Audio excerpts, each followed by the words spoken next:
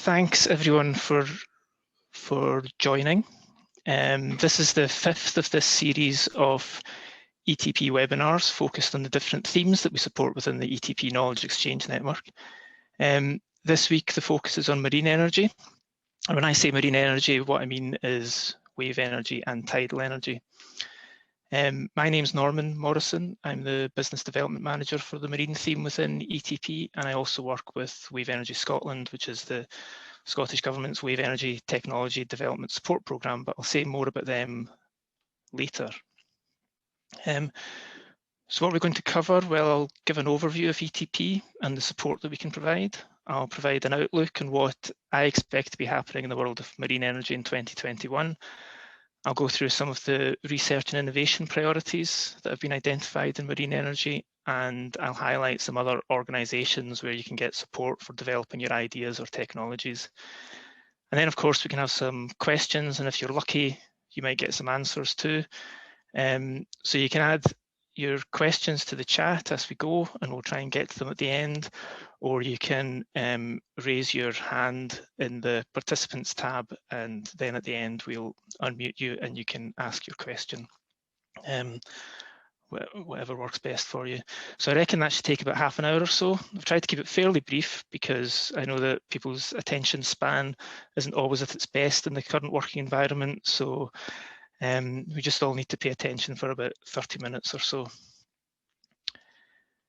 So ETP is at its core an alliance of 13 Scottish universities who are all engaged in energy research and also have the world-class facilities to support that research. So ETP is one of a number of research pools supported by the Scottish Funding Council, and each of them is focused on a different area where Scotland has particular strengths. So energy is an example. There's also physics and chemistry and geosciences and marine science and a few others as well. And the idea behind these research pools is that we are stronger in a competitive global market if we work together and pool resources. So that sort of collaboration is what ETP was set up to do. But we also want to use that expertise and capability to support industry. So there are a couple of programs that we run within ETP to help with that. So firstly, we have the Energy Industry Doctorate programme where we leverage support from industry to fund PhDs that are aligned with the Scottish Government's energy strategy.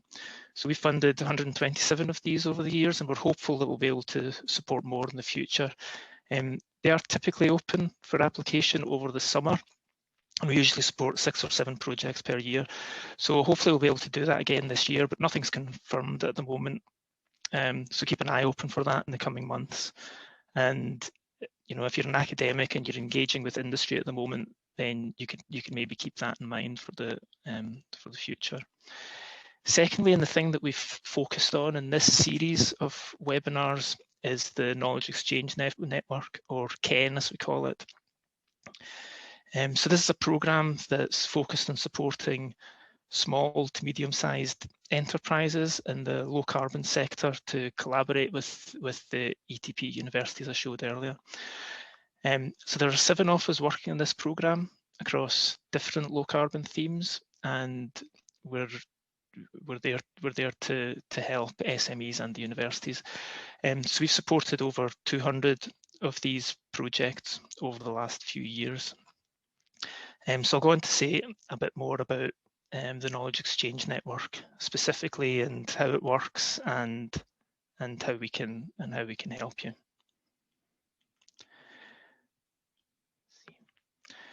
So our mission with KEN is threefold.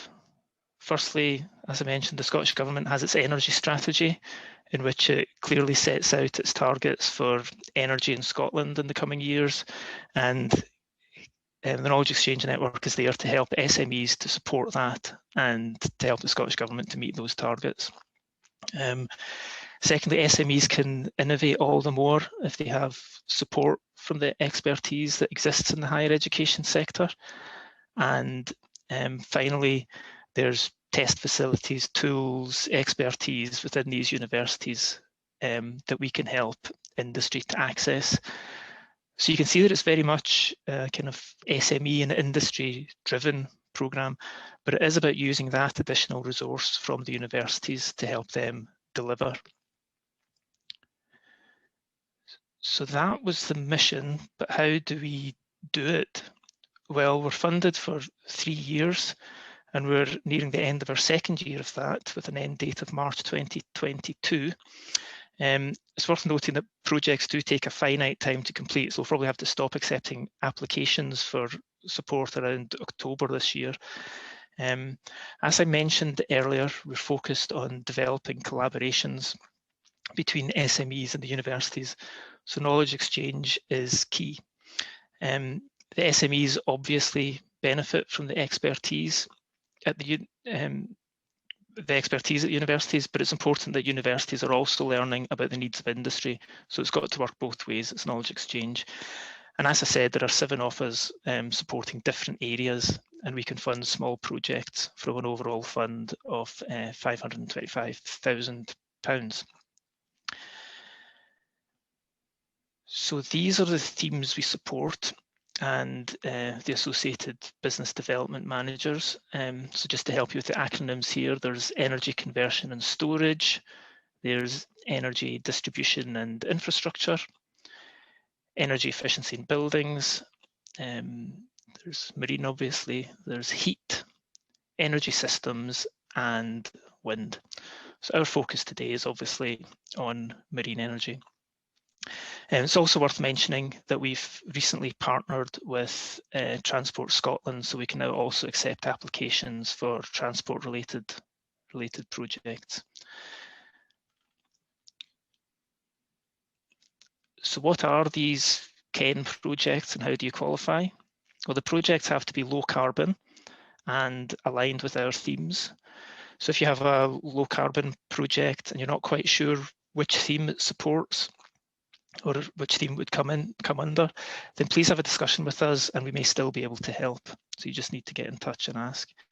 It's important to stress that we're not funding hobbies here. You must have a view to commercializing what you're doing. You need to be clear who your customers are going to be and what the market is. You know, you're planning to make the thing and sell it or license it or offer a service of some sort. You need to demonstrate that you have a good idea of what that route is to commercialization.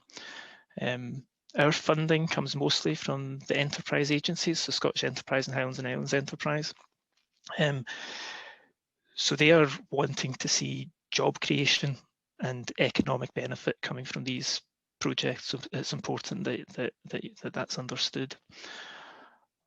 Also, we're the Energy Technology Partnership, that's what ETP stands for. So we're offering academic support to help you develop your technology.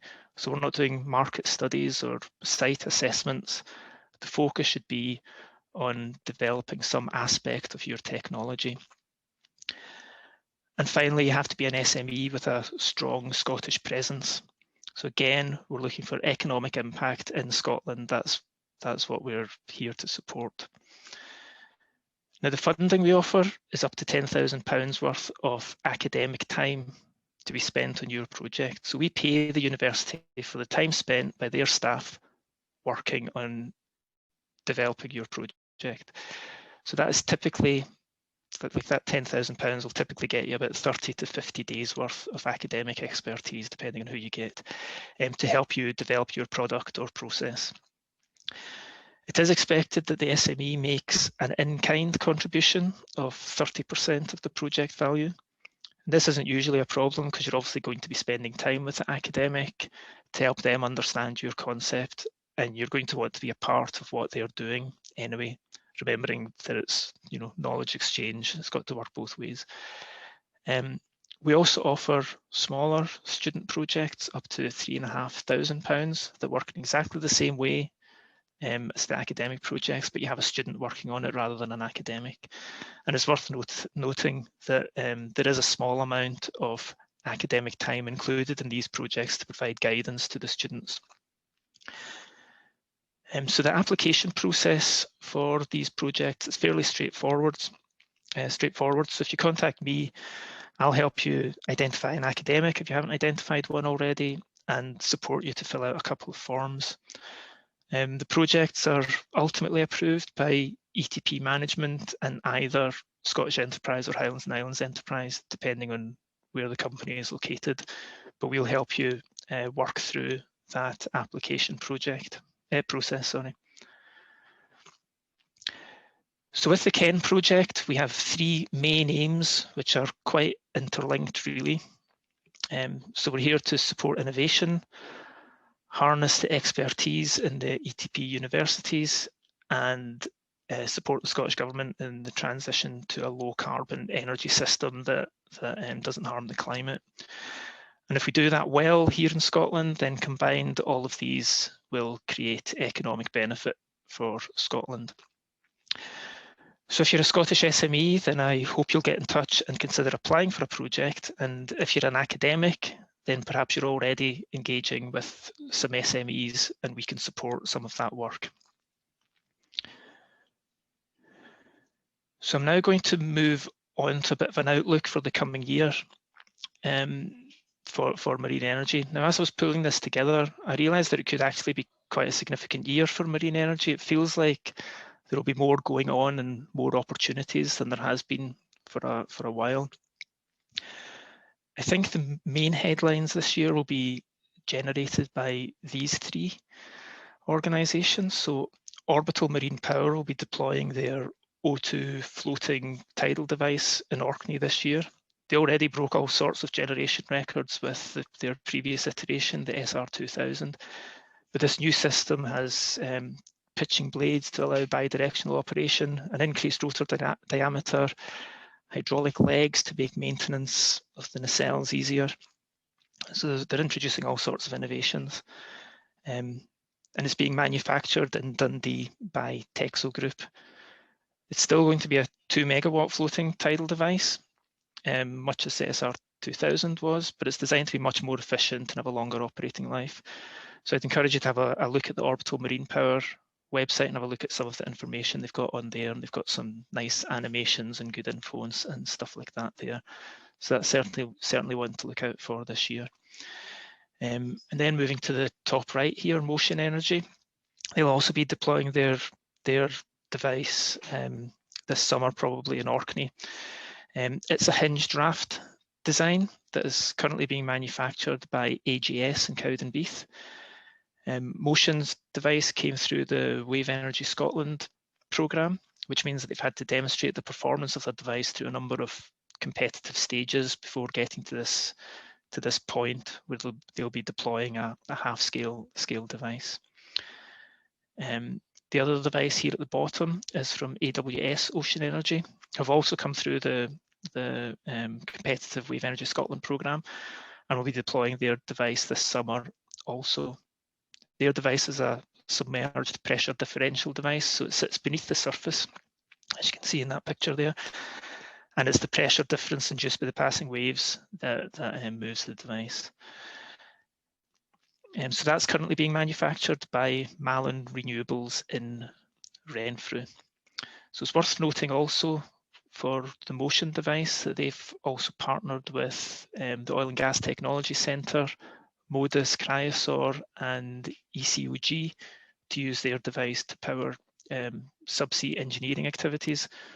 So it's just worth noting that it's not all about utility scale electricity generation. So I think these are going to be the big marine energy headlines this year, assuming restrictions allow them to go ahead as planned. They're all Scottish companies developing their technology here in Scotland with Scottish suppliers for deployment in Scottish waters. So it's a good news story. So watch this space. There's bound to be plenty of publicity around these three this year. But they're certainly not the only things happening. There are other Scottish companies who are developing projects and technology at home and abroad. Nova Innovation are looking at tidal projects in Wales and Canada, while also still improving their array in Shetland. ETP supported Nova a number of years ago to test an early version of their device at Flowwave in Edinburgh University. In fact, I think it was the first device to be tested in Flowwave. QED Naval have demonstrated their sub-hub platform, and are currently crowdfunding to support further work. They've recently completed an ETP project to develop tools to help them understand how their device would operate in highly turbulent flows. Flex Marine Power is another tidal energy company that's benefited from ETP support to help them develop their test setup and analyze the data from an early deployment. Sustainable Marine Energy also developing projects for their platform in Canada, but also developing innovative anchoring solutions for marine energy and other applications here in Scotland. And not forgetting Cymec Atlantis Energy, they still have their 6 megawatt Maygen array generating in the Pentland Firth and are also exporting their tidal generation technology or tidal energy technology from Scotland to projects overseas. So there's plenty going on still with those companies, and there are others coming through also. So moving over here to the right, as well as the AWS and Motion deployments I mentioned earlier, Wave Energy Scotland still has projects running on materials, control systems, connection systems, power takeoff systems. So there will be plenty going on there to improve subsystems in marine energy. EuropeWave will be launched this year, which is a Europe-wide equivalent of the Wave Energy Scotland programme, supporting the development of subcomponents related to wave energy. And at the bottom right here, as part of the deal with the EU that was agreed before Christmas, the UK can continue to participate in Horizon Europe, which is the continuation of Horizon 2020. So that continuation of our participation in the European funding programmes is really great news for the sector. The draft work programme for Horizon Europe highlights 3 projects that are specifically related to demonstrating marine energy, and a 4th call that marine energy could certainly qualify for. So these calls will be opening this year, and I'm happy to help with identifying partners, providing a bit of advice on project ideas, looking through applications, etc. So you can see here on the left that there will be a large wave energy demonstration project in Horizon Europe.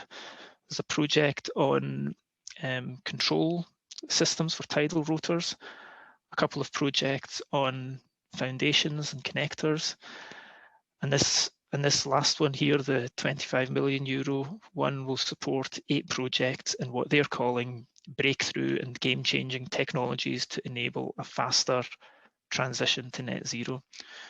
So I'm sure that marine energy could play a part there. Now, it's worth remembering these European projects are usually big consortia that take a lot of planning. So if you're interested in these, then it's worth thinking about them early. Moving on to EuropeWave, it was only recently announced, so there's not very much information on it yet, or a logo for that matter. But it will be a Europe-wide pre-commercial procurement programme for wave energy focused on developing subsystems. So very similar to Wave Energy Scotland, and in fact it's WES that will be leading this along with another organisation in the Basque Country. So the programme will run for 5 years and channel 20 million euro into wave energy, and the successful projects will be demonstrated in Scottish waters and Basque waters. So again, keep an eye open for announcements about that over the coming months. So I think that all these things combined actually mean that this could be a fairly significant year for marine energy. And with these European opportunities bringing up the rear, then I think some momentum might start to build up for marine energy through the 2020s. So it could be an exciting time coming up. So I'm now going to rattle through some of the research and innovation priorities that there are in the marine energy sector. these have been informed by various roadmaps that have been published over the years, and also the challenges that we are seeing presented in ETP and Wave Energy Scotland. So these aren't in any particular order. We don't have favourites, but I'll just quickly go through them. So test rigs and methods. Well, ocean energy devices, I'm sure you appreciate, experience cyclic loads over a number of years, which can lead to increased failures over time. So being able to do highly accelerated live testing for components and structures would improve the understanding of failure mechanisms that occur and lead to improved designs. Also, the understanding of common failure signatures will help with preventive maintenance and predicting problems. So all of this would reduce downtime and improve the cost of energy. And with wave energy in particular being at quite an early stage of development, a lot of the testing is often undertaken on costly, bespoke test rigs that are often only used once. So if we can identify common testing challenges, then we can design multi-use test rigs that can be used by industry more than once. Novel power takeoff systems. So traditional wave energy devices often use a power takeoff system that consists of a large, heavy steel rotating machine with magnets that can be quite unwieldy and difficult to install and maintain, etc. But there are options such as electroactive polymers and triboelectric nanogenerators that generate electricity more directly without all that mass of metal.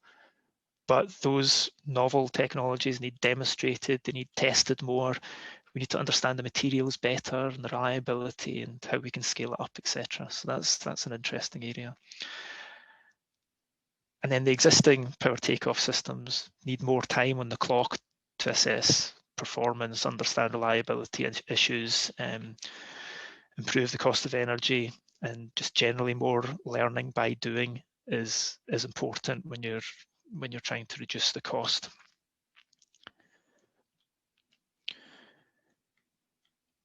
Connectors. So Wave Energy Scotland has a programme running related to this, and as I mentioned earlier, Horizon Europe are also going to open a call related to connectors. Connecting and disconnecting components offshore is risky, time-consuming and costly. So can it be automated and standardised? Should we be combining the mooring system with the electrical connection, for example? Time is money, especially when working offshore. So what improvements can we bring that will help us reduce costs? What can we learn from oil and gas? Moving over to novel devices, I mentioned the things like electroactive polymers and triboelectric nanogenerators earlier. But what is the best sort of device to accommodate those technologies? How can we maximize the energy conversion for those novel power takeoff systems? How can we design marine energy devices to maximize the outputs of the existing power takeoff systems? Control systems, again, Wave Energy Scotland have a programme here. Horizon Europe have an upcoming call for control of tidal rotors, so you can see that it's an important topic. Wave energy in particular is a complex resource, and control is vital to maximising the capture and conversion of the incoming waves. So these sorts of systems are complicated and they need designed and demonstrated and debugged. And it's not just about maximising the input. Control strategies are important for reliability and survivability of components. And finally, tucked away here in the middle, I mentioned earlier the work that Motion Energy are doing on powering subsea equipment. There are a number of possible stepping stone markets for marine energy. It doesn't have to be all about utility scale electricity. So what are these other applications and what do they need?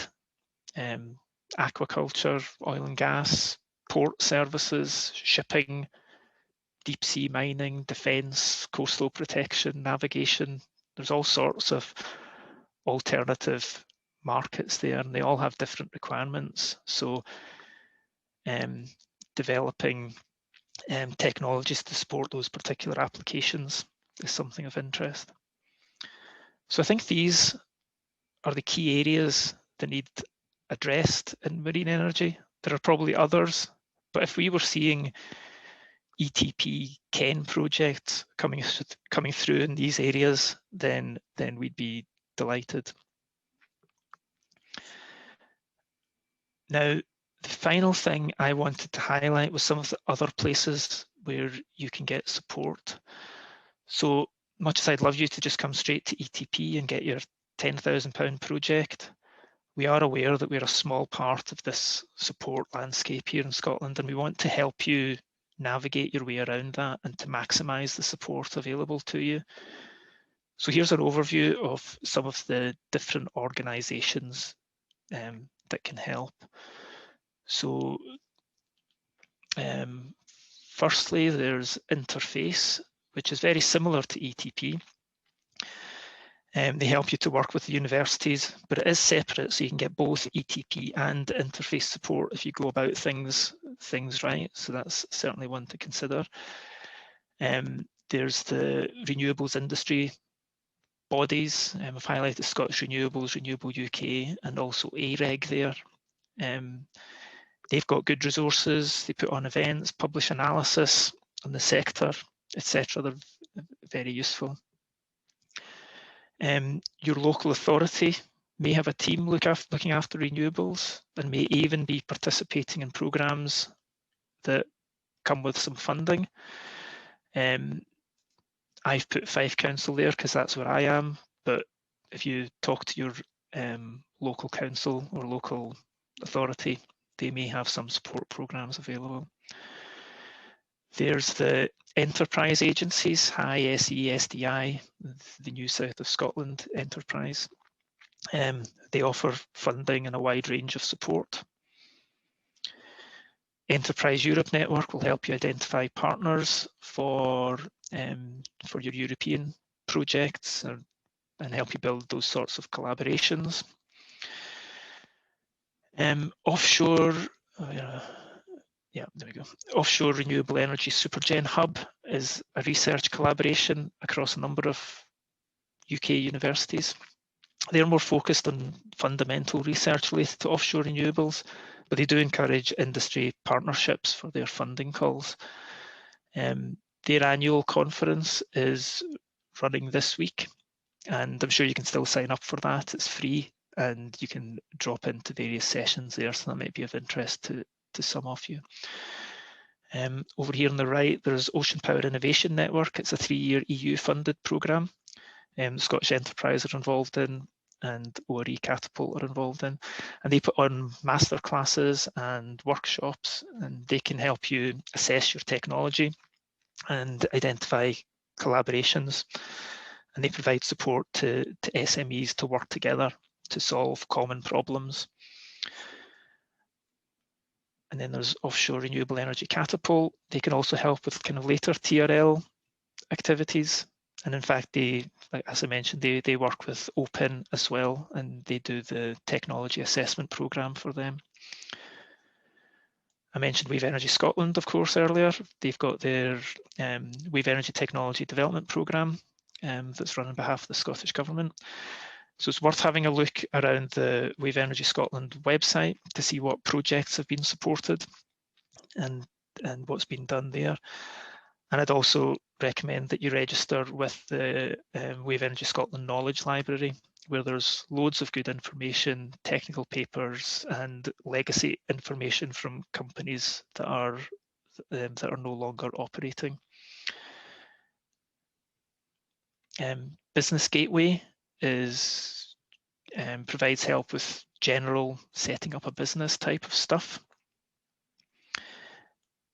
Innovate UK publishes calls for grant funding, and KTN helps bring organisations together, often in support of these UK-wide calls. There's the Oil and Gas Technology Centre, which are helping develop technologies for a net zero North Sea. So you can see there's some overlap with marine energy there.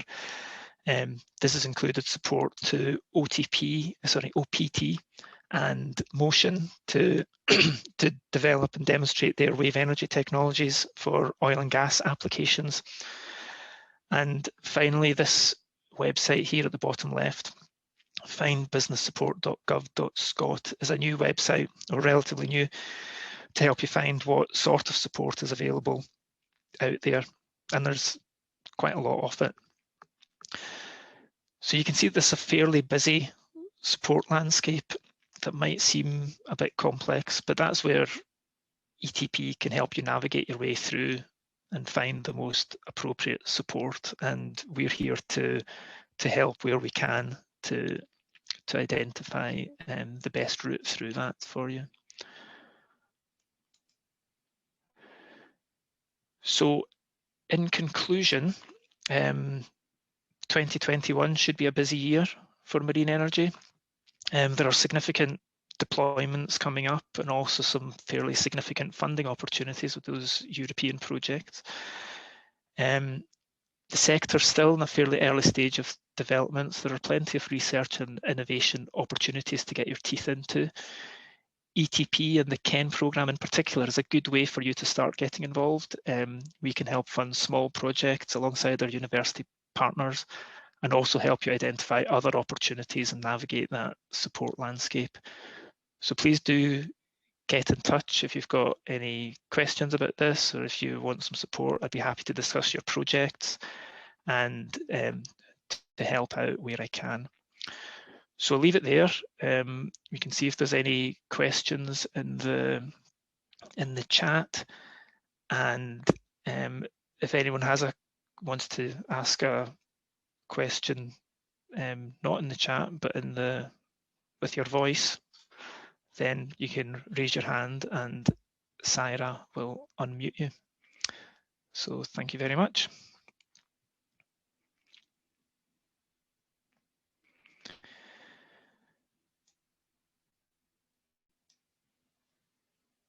So I'm not seeing questions in the chat, and if I'm reading this correctly, I'm also not seeing hands raised, which is fine.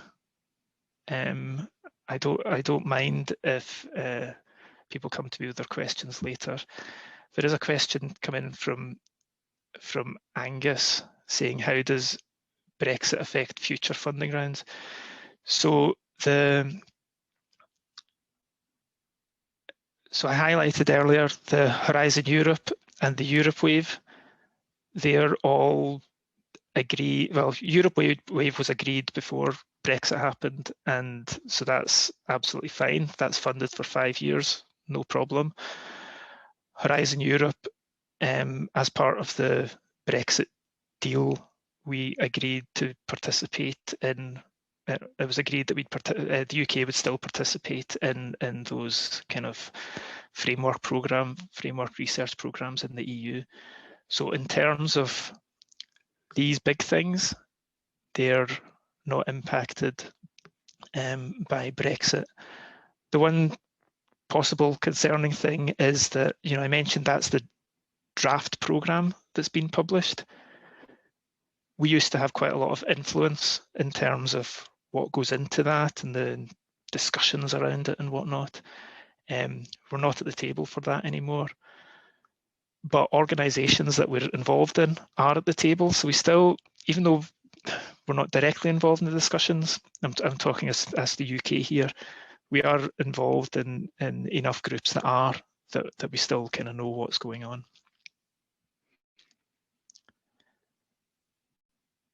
So I think we'll be okay for the time being.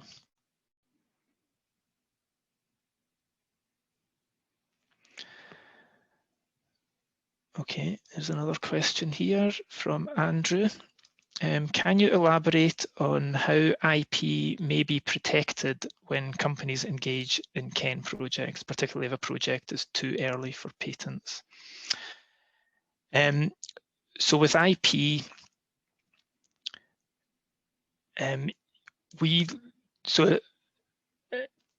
if you're an SME and you're participating in a project with the university, you come to an IP agreement with the university. So that happens as a discussion between yourself and the university.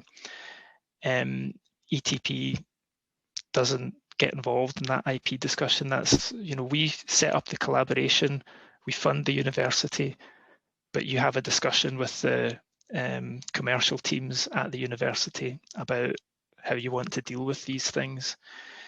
But it's worth noting universities aren't going around trying to pinch IP from people. They want to get these projects to support their kind of industry engagement activities. They're not particularly interested in, they're not there for an IP grab as such. But I know a lot of people get a bit nervous about it.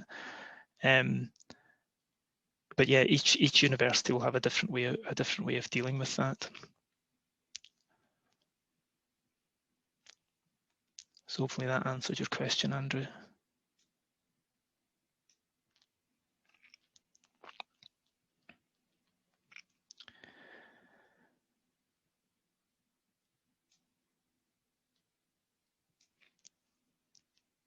Anything else from anyone? We can see if there's any hands been raised in the participants window.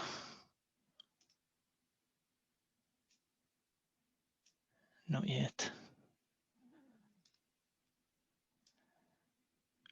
Okay, well, if there's nothing else coming through, we'll maybe leave it there. As I said, there's plenty going on. It should be an exciting year. There's lots of opportunities out there, and ETP is here to help. We want to be supporting these projects. We want to build a strong marine energy project sector industry here in Scotland. We've got the resource to do it. We've got the capability. We've got the willingness. We've got the political will. So it's a good time to be involved in this sector. So I would encourage you to get in touch, and we'll help where we can. So thank you all very much, and yeah, look forward to hearing from you all in due course. Thank you.